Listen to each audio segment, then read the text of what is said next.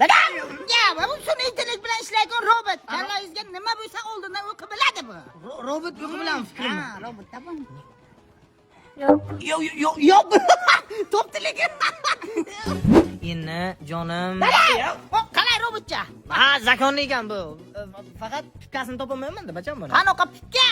Bu dam urib ana o'qilaykan emas. Yo'q ya, bu polnoценный robot temirdan bu. Dam ham solib yurmang yana. Yo'q, solmaymiz. Solish yo'q-a? Yo'q, dam solmaymiz. U robotni qara uni, ey.